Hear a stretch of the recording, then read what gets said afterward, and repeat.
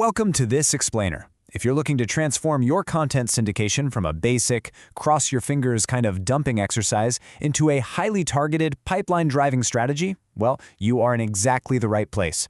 Today, we're totally skipping the beginner stuff, and we're going to build an advanced B2B playbook. So, let's kick things off with a pretty painful reality. You've probably spent weeks researching and designing this incredible white paper, right? You hit publish, maybe run a few ads, and then crickets. Or even worse, you get leads, but they're just totally unqualified. The truth is, great content means absolutely nothing if it never actually reaches the right decision makers. And getting this right? It's completely non-negotiable. Recent data actually shows that driving growth is the absolute #1 priority for CMOs today. Leadership teams, they're looking for predictable demand generation, clear ROI attribution, and actual sales-ready leads, not just huge lists of random emails. Amateur strategies simply won't cut it anymore. Okay, let's take a quick look at our step-by-step agenda for today. We're going to cover the Content Syndication Challenge, targeting your ideal customer, mapping the buyer journey, avoiding duplicate content penalties, and finally, measuring real syndication ROI. All right, Section 1, the Content Syndication Challenge. Let's clear up a massive misconception right out of the gate. People often confuse content syndication with guest posting, but they are very different. Guest posting means writing brand new content specifically for a site. Syndication?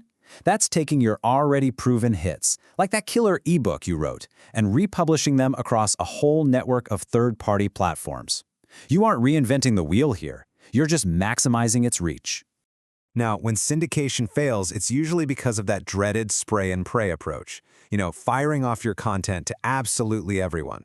Sure, that inflates your raw lead volume, but it completely destroys lead quality.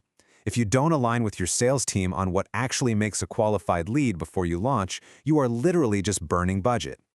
Moving right along to Section 2, targeting your ideal customer. To move past that generic spray and pray targeting, you need a rigorous ideal customer profile, or ICP. You can't just target marketers, you need specifics. We're talking marketing directors at SaaS companies with 100 to 500 employees based in North America who are actively struggling with slow sales cycles. If your vendor can't filter by those exact parameters, you're honestly just buying vanity metrics. Marketing expert Joe Pulizzi hit the nail on the head when he said, "Content is king, but context is queen." In the B2B world, context really means distribution. Your content could be an absolute masterpiece, but if it's not placed exactly where your buyers actually do their research, it's practically invisible. That brings us to Section 3, mapping the buyer journey.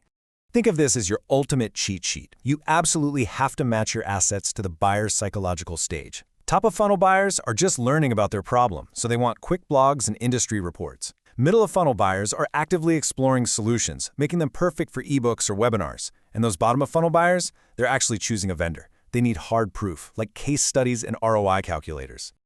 I seriously cannot stress this enough.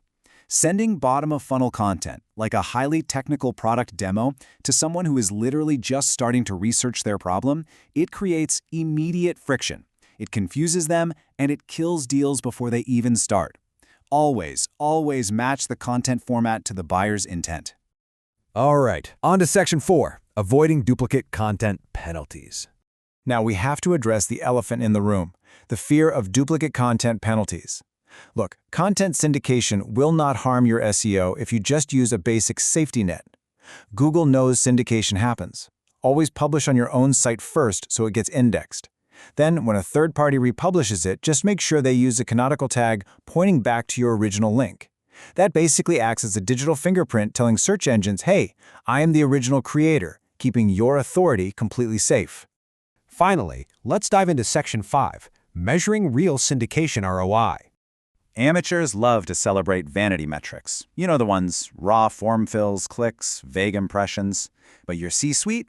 They don't care about clicks. They care about revenue. Advanced marketers track pipeline metrics. They look at the cost per lead, how many marketing qualified leads actually turned into sales qualified leads, and the total revenue influenced by the whole campaign. Just to give you some context, $30 to $150 is the typical cost per lead benchmark in B2B syndication today.